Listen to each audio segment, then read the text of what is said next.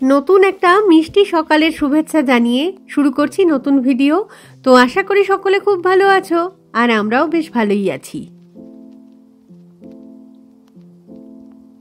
Summer time চলছে তো, তাই দুপুরবেলা টেম্পারেচার মোটামুটি 24 থেকে 26 ডিগ্রি সেন্টিগ্রেড মতন থাকছে। তবে দু একদিন ধরে কিন্তু দারুণ সুন্দর বৃষ্টি হচ্ছে, আর তার সাথে শিলাবৃষ্টিও। তো বাইরের গাছপালারা কিন্তু জল পেয়ে যায় ওই বৃষ্টি থেকেই।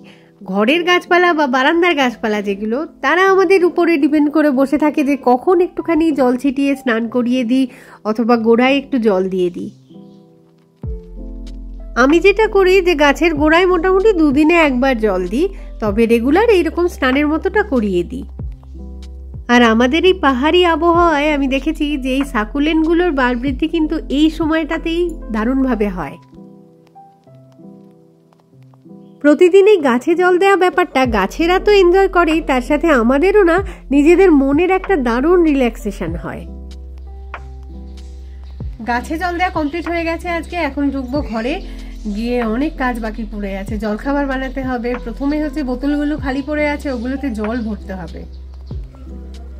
তো চলে এসেছি রান্নাঘরে এবং শুরু করে দিয়েছি কাজকর্ম। তো প্রথমেই যেমন বললাম যে আমাকে আগে জল ভরতে হবে, তো বোতলগুলো খালিই ছিল, সেই কারণে একটুখানি সার্ফ দিয়ে প্রথমে মেজে নিলাম, তারপর তো জল ভরতে শুরু করে দিলাম। খুব যে বেশি কাজ আছে আজকে তা কিন্তু নয়, কারণ রান্না বান্না কালকে রাত্রিবেলায় করাই ছিল। মাছ ডাল সবই করা রয়েছে, জাস্ট ওগুলোকে গরম করব আর ভাতটা ফ্রেশ করে করতে হবে। ভাতটা এদিকে ফুটতে থাকুক আর গ্যাসে গরম করে নেব বাকি তরকারিগুলো। তার আগে একটা দারুণ সুন্দর জিনিস দেখাই, দাঁড়াও। রান্নাঘরের জানলায় কে বসে আছে। আমাদের এই দিকের বারান্দাটায় একটা লোহার তাক মতন ছিল, তো সেখানেই আর কি ও থাকে। তো ইচ্ছে করলে ওকে না ঘরে ঢোকাতে পারি না, কারণ হচ্ছে সোনু বাবুরা এত অ্যাটাক করতে যায়। তবে ও ওখানে ভালোই থাকে। আমি মাঝে মাঝে ওকে খাবার দাবার যা যা দিই ও সব খায় দেয়, আবার উপরটায় উঠে ওখানে ঘুমিয়ে পড়ে। আর অনেক কাপড় চোপড় সব বিছিয়ে দিয়েছি, সুন্দর একদম বিছানা হয়ে গেছে তার। রোদি যখন সকালবেলায় 5টা সাড়ে 5টায় চা করতে আমি রান্নাঘরটায় আসি, ও তখন দেখি জানলাটার পাশে এসে ম্যাও করে একটা ডাক দেয়। হচ্ছে রান্নাবান্না যা যা করা আছে ঘর ধরে সেগুলো আমাকে দাও, একটু খাই। তো আজকেও তাই করেছে। আমি একটু মাছ ছিল, মাছ দিলাম, খাওয়া দাওয়া সারলো। এবার মনে হচ্ছে দেখে যে ও একটু পাড়ায় ঘুরতে বেরোবে। বিড়ালটা আর কি নানুর ভীষণ পছন্দের। পড়াশোনার ফাঁকে ফাঁকে নানু এসে ওকে এরকম মাথায় হাত ঠাত বুলিয়ে দেয়। তো এরকম আরাম পেয়ে গেলে ও এখন আর পাড়া ঘুরতে বেরোবে না, শিওর ও ঘুমিয়েই পড়বে এখন। ওই দেখো টান টান হয়ে ঘুমিয়ে গেছে। আর ওখানটায় না খুব সুন্দর রোদও আসে, আরামে একদম ঘুমোতে থাকে দিনের বেলাতেও। ওদিকে ভাতটাও আমার কমপ্লিট হয়ে গেছে, তার সাথে এদিকে ডাল তরকারি মাছের ঝোল এগুলো সমস্ত গরম করে নিলাম। এরপরে একটুখানি সয়াবিনের তরকারি করব আর একটু স্যালাড কেটে নেবো, ব্যাস হয়ে যাবে আজকের মতন। তো মেনুতে কি কি রয়েছে সেটা একবার না হয় দেখিয়েই দিই। নিচে রয়েছে ভাত, উপরে এই যে সয়াবিন আলুর তরকারিটা করেছি, তার সাথে ওদিকে আলু ভাজা, মাছের ঝোল, ডাল এগুলো সবই কালকে রাতের ছিল, আজকে শুধু গরম করেছি। তার সাথে একটু স্যালাড কাটলাম আর ডিম সিদ্ধটা রাখলাম, কারণ হচ্ছে বাঙ্কু না এই মাছগুলো অনেক সময় খেতে চায় না। রুই মাছ ঠিক আছে পছন্দই করে, কিন্তু এই ধরনের মাছগুলো বলে যে কাঁটা বেশি লাগে, তো যদি না খায় তার জন্য ডিম সিদ্ধটা করাই রইল। বিড়ালটা এখন একটুখানি তো পাড়া ঘুরতে বেরিয়েছে, তো চলো দেখাই ওকে ও কোথায় থাকে বারান্দাটাতে। তবে যাওয়া নয় তো, ওই সোনু বাবুরা পেছন পেছন এসে এমন করবে বিরক্ত লেগে যাবে। তাও দেখাচ্ছি চলো। দরজাটা খুলতে দেখেই পেছন পেছন সোনু বাবুরা সব চলে এসেছে। ওই যে সামনেটায় ওই যে কাপড়গুলো রয়েছে ওইটার উপরে ও শোয় আর কি, এই জায়গাটাই ওর পছন্দের জায়গায়। দেখো বাবু একটুখানি সুযোগ পেলেই অ্যাটাক করার চেষ্টা করে। ঠিক সেন্স করে নিয়েছে কোন জায়গাটায় বিড়ালটা বসে থাকে। এমনি তো সোনু বাবুরা কেউ কিন্তু হিংস্র নয়, বোবও নয়, ও আর কি একটুখানি শুকে নিয়ে চিনে নেবে ভালো করে, তাহলেই ঠিক হয়ে যাবে। এই গাছটায় আবার দেখছি ফুল হয়েছে ছোট ছোট। মাঝে মাঝে ভাবি যে বিড়ালটার একটা থাকার ঘর টাইপের করে দেবো, তারপর ভাবি না, ও যেটাতে কমফোর্টেবল ভাবে এসে থাকছে ওটাই ঠিক আছে। ঘর দিলে আবার ভয় পেয়ে পালিয়ে যাবে হয়তো। এবারে ঘরে গিয়ে রেডি হই প্রথমে, তারপরে একটু বেরোবো। দুপুরবেলা খাওয়া দাওয়া কমপ্লিট করে বেরিয়ে তো পড়েছি, তো কি কি নিয়ে বেরিয়েছি সেটাই দেখার। এই দেখো পেছনের সিট ভর্তি করে মানে বস্তা আর বস্তা, আর বস্তা ভর্তি রয়েছে অজস্র পুরনো জামা কাপড়।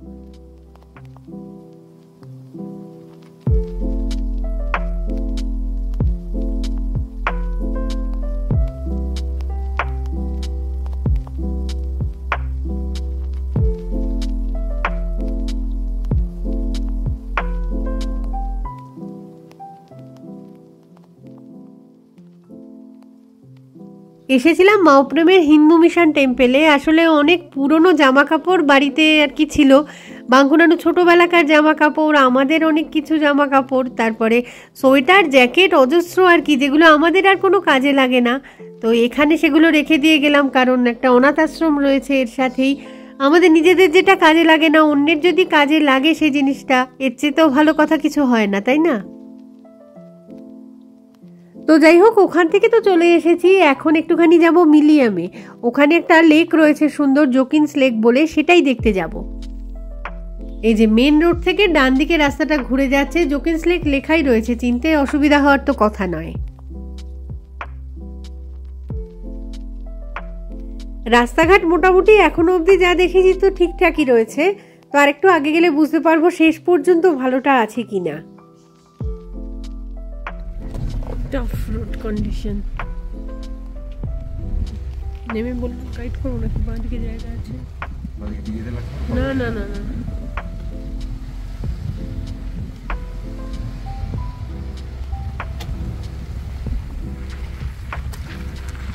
বর্ষাকালে এলে হয়তো এই জায়গাটা একটু অসুবিধা হলেও হতে পারে, এই মুহূর্তে ঠিকঠাকই আছে। প্রায় লেকের কাছাকাছি চলেই এসেছি। শেষ মুহূর্তের এই একটুখানি রাস্তা খারাপ রয়েছে, কারণ কাজ চলছে এখানে। না, পুরোটা রাস্তা খারাপ নয়, মিনিট 5-7 রাস্তা একটু ঝামেলা ছিল কাজ চলার জন্য, বাকিটা আবার কিন্তু ঠিক হয়ে গেছে দেখলাম। সামনের গেটটা দেখছিলাম বন্ধ আছে, তো আমরা ভাবছিলাম পাশের জমির মধ্যে আর কি কার পার্কিং করতে হবে, কিন্তু তারপর দেখলাম একজন আসছে, গেটটাও খুলে দেবে, যে আমাদের থেকে টিকিটের পয়সাটাও নেবে আর কি।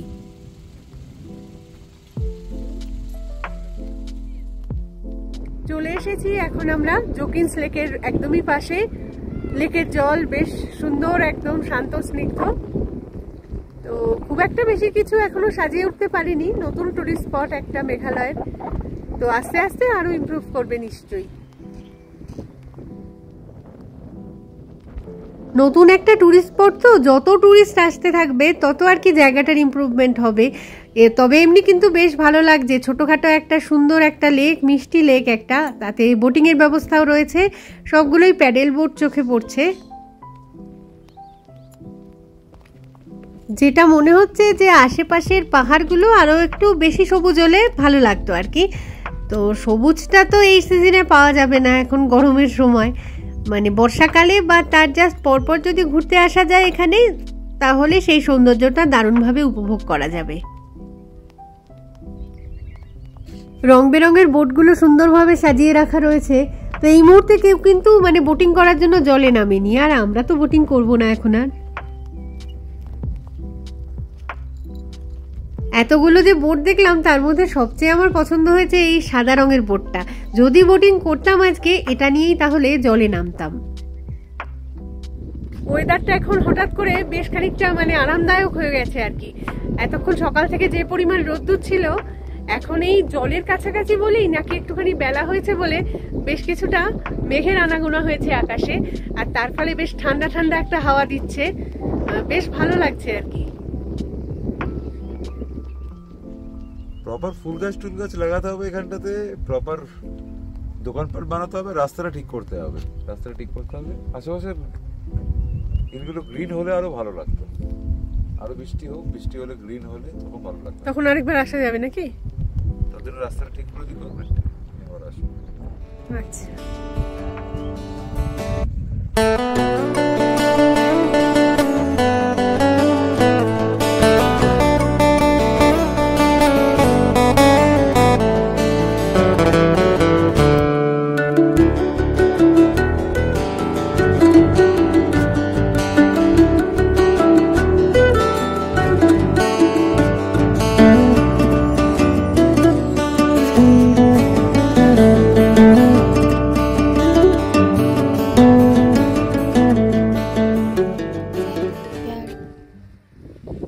প্রায় বছরখানেক আগে আর কি চেরাপুঞ্জি থেকে ফেরার সময় বোধহয় এই জকিন্স লেকে আসবো বলে আমরা এই রাস্তায় ঢুকেছিলাম। তখন রাস্তার অবস্থা কিন্তু আরো খারাপ ছিল, মানে এগোতেই পারিনি। আর সেটা বোধহয় বৃষ্টির সময় ছিল যতদূর মনে পড়ছে। তার ফলে যা হয়েছিল একদম কাদা মাখা রাস্তা, তার মধ্যে সেই পাথর গুঁড়ো গুঁড়ো করে রেখে ওরা কাজ করছিল, খুবই খারাপ অবস্থা। তো আমরা বলেছিলাম আর কি, চিন্তা করেছিলাম যে 1 বছর লাগবে এই রাস্তা নিশ্চয়ই সারাতে, 1 বছর বাদে আরেকবার ট্রাই করব। তো সেটাই করেছি, মানে গত বর্ষায় আসার পরে এবার আবার মানে গ্রীষ্মতে এসেছি, পুরো 1 বছর হয়নি এখনো যদিও। তো আরো ইমপ্রুভমেন্ট দরকার জায়গাটার।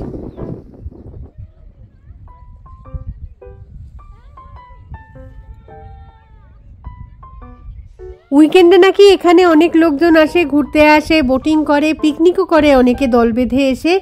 তবে আজকে যেহেতু আমরা সপ্তাহের মাঝখানে এসেছি, সেরকম একটা লোকজন তো দেখতে পেলাম না। তবে এই পেছন দিকটায় একটা ছোট্ট পার্ক মতন আছে, সেখানে দেখছি বাচ্চারা সব দোলনা চড়ছে, স্লিপ চড়ছে, ওই উপরের দিকটায় আর কি। তো ওখানটায় এখন আর উঠছি না আমরা। একটা জিনিস বলতে ভুলে গেছি যে এই পার্কের এন্ট্রি ফি হচ্ছে পার হেড 20 টাকা, আর কার পার্কিংয়েও 20 টাকা। তো যাই হোক, জকিন্স লেক থেকে আমরা তো স্টার্ট করে দিয়েছি। তো এখন প্রথমে যাব আমরা বাড়ি। তো বাড়িতে গিয়ে অন্য গাড়ি নিয়ে যাব হচ্ছে থানসনিং ওয়াটারফলসে। কারণ হচ্ছে থানসনিংয়ের রাস্তাটা একটু খারাপ থাকলেও থাকতে পারে, সেই কারণে এই নতুন গাড়ি নিয়ে সেখানে যাব না। আর নিচের দিকে যাচ্ছি, ওখানে থানসনিং ফলস রয়েছে, ওয়াটারফলস, তো ওটা দেখবো একবার ইচ্ছা আছে। তার আগে গাড়িতে পেট্রোল ভরার দরকার, তাই একটা পেট্রোল পাম্পে দাঁড়ালাম। তো পেট্রোল নেওয়া হয়ে যাক, তারপরে এগোবো। বেশ খানিকটা পথ আর কি অফরোড ড্রাইভিং যাকে বলে, সেটা করেই আমরা থানসনিং ফলসের সামনে একদম পৌঁছে গেছি। এবার গাড়িটাকে একটু ঠিকঠাকভাবে পার্ক করে দেওয়া যাক। এটাই হচ্ছে এখানকার পার্কিং এরিয়া। আর একটা জিনিস দেখো, বাঁ দিকের ওই পতাকাটা টিএমসির পতাকা। থানসনিং ফলসে আমরা ফাইনালি পৌঁছে গেছি। তো পেছনের বিউটিটা ঠিক এরকমই রয়েছে, খুব সুন্দর আর কি। জায়গাটার কোনো চেঞ্জ হয়নি সেরকম ভাবে, তবে এখানে দেখছি যে কিছু বালি ঠালি পড়ে আছে, মনে হচ্ছে কিছু না কিছু সিঁড়ি বা কিছু নতুন কিছু তৈরি হয়েছে। দেখা যাক, সামনে এগোতে এগোতে সেটা বুঝতে পারবো। তো সিঁড়ি ধরে নামা শুরু করলাম। বেশ কয়েকটা সিঁড়ি ছিল কিন্তু যতদূর মনে পড়ছে। সিঁড়িগুলো ভাবছিলাম নতুন বানিয়েছে হয়তো, অত পাথর বালি সমস্ত পড়ে রয়েছে, কিন্তু নতুন কিছুই বানানো হয়নি। তবে মনে হচ্ছে কাজ করবে হয়তো। সামনের ভিউটা খুব সুন্দর লাগছে, পাহাড়টাকে দেখতে আস্তে আস্তে সবুজ হচ্ছে আর কি।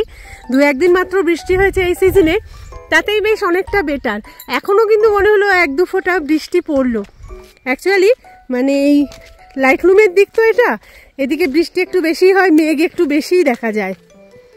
তো অনেকটা পথ এরকম যেতে হবে আমাদের, ওই সামনের দিকে যাব। জায়গাটা ভীষণই সুন্দর, পেছনের পাহাড়গুলো এত ভালো লাগছে দেখতে, মানে সবুজ হয়ে রয়েছে। আরো সবুজ হয় বর্ষাকালে বা বর্ষার পরপর জাস্ট যদি আসি, তো ভালোই লাগছে।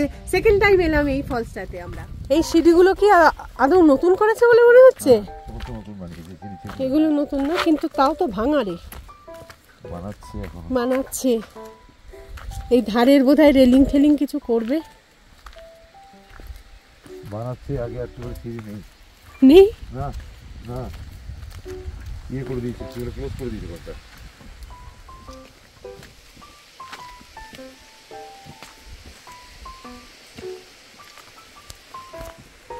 এখানে একটা জলের লাইন টাইপের কিছু নিয়ে যাচ্ছে বোধহয়।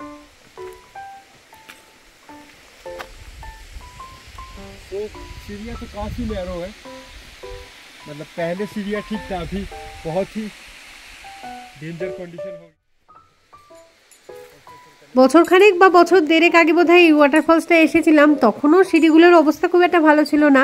আর এখন তো সারাবে বলে অলরেডি ভেঙে রেখেছে। তো ভাবছি যে কিছুদিন বাদে এলে বোধহয় ভালো হতো, যখন সিঁড়িটা রেডি হয়ে যেত পুরোপুরি। জলের আওয়াজ তো সমানই কানে আসছে, তো ভাবছি ওয়াটারফলসে নিশ্চয়ই কিছুটা হলেও জল থাকবে।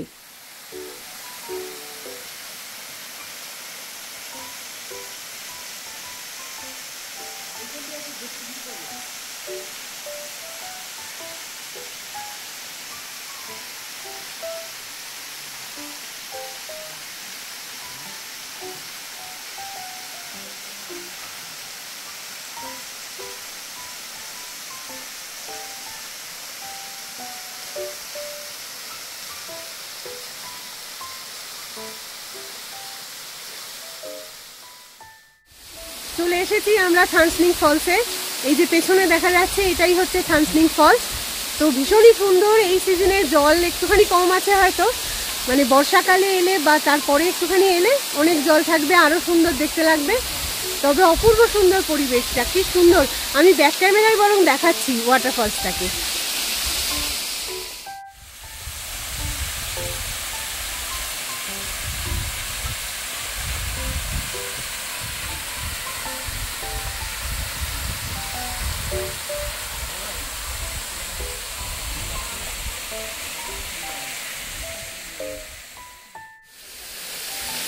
জলের রংটা এখানে ভীষণই সুন্দর লাগছে। জল কম আছে বলেই বোধহয় রংটা এত সুন্দর, জল বেশি হলে তো ঘোলাটা দেখাতো হয়তো। তো অপূর্ব সুন্দর ওয়াটারফলস এটা। মানে এই মুহূর্তে হয়তো নৌকালিকাই ওয়াটারফলস বা সেভেন সিস্টার ওয়াটারফলসে খুব একটা জল থাকবে না, কিন্তু এখানে দেখছি জল রয়েছে, ভালো লাগলো এসে।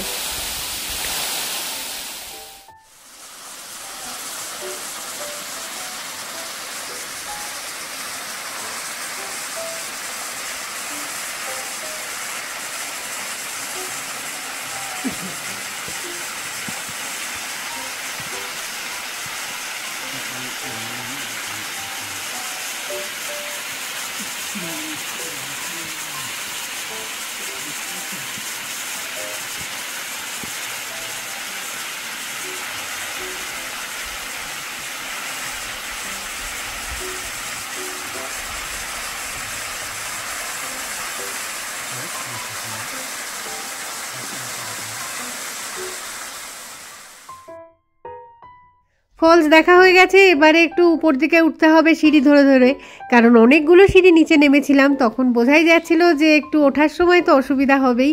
তো যাই হোক, একটু যদি রেস্ট নিতে হয় সেই সময়টা না হয় আশেপাশের এরকম দৃশ্যগুলো একটুখানি ক্যামেরাবন্দি করে তোলা যেতেই পারে।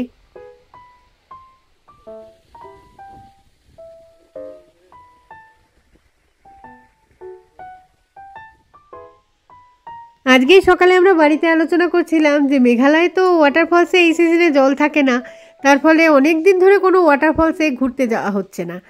তো কি করা যায়, ঘরের কাছাকাছি মোটামুটি থানসনিং ওয়াটারফলসটা রয়েছে, তো এটাতেই না হয় ঘুরে আসি আজকে। যে সিঁড়ি দিয়ে ওঠানামা করছি সেটার আশেপাশেই প্রচুর রডোডেনড্রন ফুলের গাছ রয়েছে, কিন্তু এগুলো এই সিঁড়িটাকে বানানোর জন্য সব কাটা পড়বে হয়তো কয়েকদিনের মধ্যেই।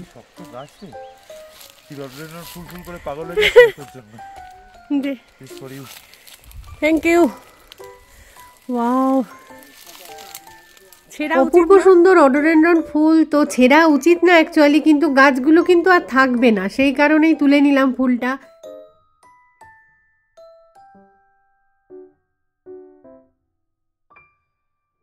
তো যাই হোক, এবারে তো আমরা রওনা দেব বাড়ির উদ্দেশ্যে। তাহলে এই ভিডিওটাকে আর কন্টিনিউ করছি না, খুব তাড়াতাড়ি ফিরে আসছি আবার একটা নতুন ভিডিও নিয়ে। তো ততক্ষণের জন্য টাটা, আর সঙ্গে থাকার জন্য সকলকে জানাই অসংখ্য ধন্যবাদ।